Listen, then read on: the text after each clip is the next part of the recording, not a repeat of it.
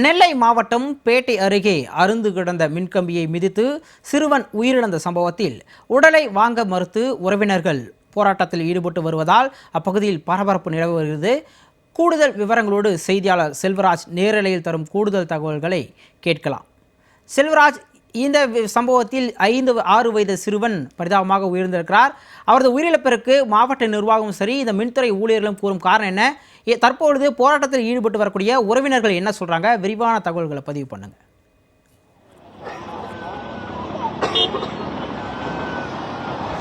நிச்சயமாக சிகாமணி, நெல்லை மாவட்டம் சீதாப்பரப்பநல்லூர் பகுதியில் இன்று காலையில் அந்த பகுதியில் உள்ள ஒரு விநாயகர் கோவிலில் வேண்டுதல் விநாயகர் கோவில் என்ற ஒரு கோவில் என்பது உள்ளது.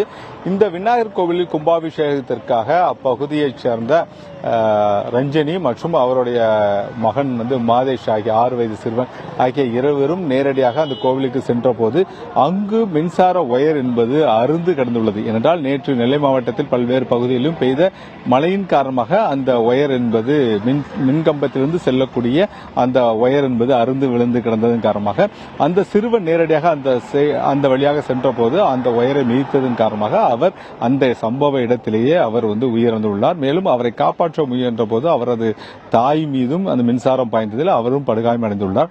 இந்த சம்பவம் தொடர்பாக ஏற்கனவே அப்பகுதியைச் சேர்ந்த பொதுமக்கள் அந்த மின்வாரியத்துறை அலுவலகத்திற்கு பலமுறை தங்கள் தகவலை தெரிவித்துள்ளார்கள்.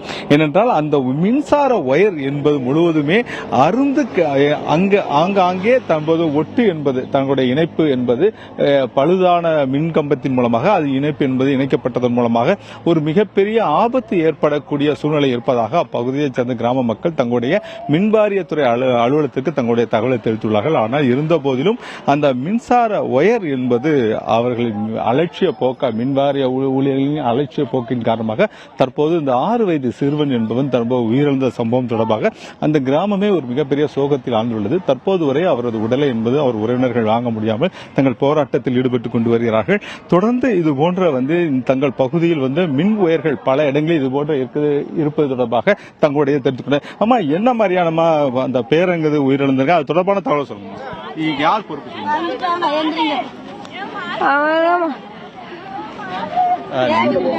நேரடியாக மின்வாரியத்துறை அதிகாரிகள் நேரடியாக தற்போது வரை அங்கு தற்போது இந்த பணிகளை மேற்கொண்டு வருகிறார்கள். ஐயா, என்ன மாதிரியான பிரச்சனை, எது யார் பொறுப்பேற்கப்பட? ஐயா, ஈபி தாங்க இதுக்கு பொறுப்பு. இது பலமுறை ஈபில இந்த கிராம மக்கள் சொல்லியிருக்காங்க. சொல்லும் போது என்னன்னா அந்த கிராம மக்களுக்கு எழுத்துப்பூர்வமாக அறிவிக்கவில்லை. ஆனால் ஈபி என்ன சொல்லுவது என்றால் எழுத்துப்பூர்வமாக எங்களுக்கு என்ன ரெக்கார்டு நீங்க தந்தீர்கள் என்று சொல்கிறார்கள். நாங்கள் என்ன கூறுவது என்றால் அரசு வேலை என்பது கண்டிப்பாக இந்த பையனோட பெற்றோருக்கு கொடுக்க வேண்டும் என்பதுதான் எங்களுடைய கோரிக்கை.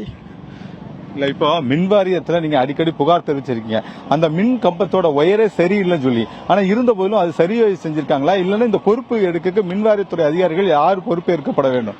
ஐயா, ஈபில ஏஜே எல்லாரும் தான். ஐயா, ஈபி தான் இதுக்கு பொறுப்பு. மின்வாரியத்துறையில பல முறை சொல்லியிருக்காங்க. அதுல 7-8 ஜாயிண்டுகள் உள்ளன. அதை மின்வாரியத்துறையும் காவல்துறையும் மறைக்கின்றன. முழு முழு முழு பழத்தை பூசணிக்கா முழுக்க மாதிரி மறைக்காங்க. இது பெரிய தவறு. இதுக்கு கண்டிப்பாக கவர்மெண்ட் ஒரு வேலை வாய்ப்பை கொடுக்க வேண்டும் பெற்றோருக்கு. இதாயா எங்களுடைய கோரிக்கை, எங்க ஊர் மக்களோட கோரிக்கை. நிச்சயமாக அவர் தெரிவிப்பது போலவே அந்த சிறுவனின் குடும்பத்திற்கு உடனடியாக அரசு என்பது நிவாரண உதவிகளை கொடுக்கப்பட வேண்டும். அவர் குடும்பத்தில் ஒருவருக்கு அரசு வேலை வழங்கப்பட வேண்டும் என அவர் உறவினர் தெரிவித்துக் கொண்டு வருகிறார்கள். ஐயா, வணக்கம் ஐயா.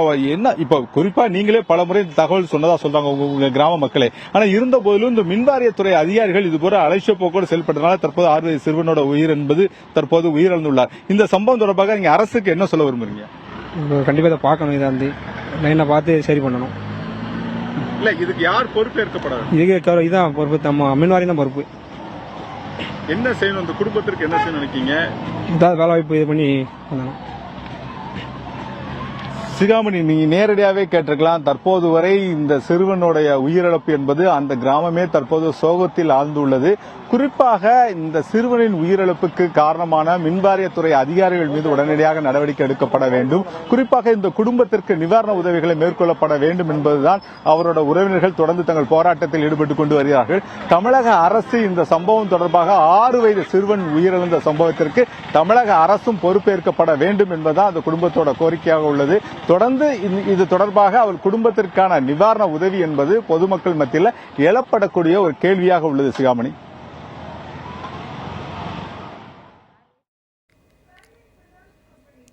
கூடுதல் தகவல்களோடு நேரலையில் இணைந்தமைக்கு நன்றி செல்வராஜ்.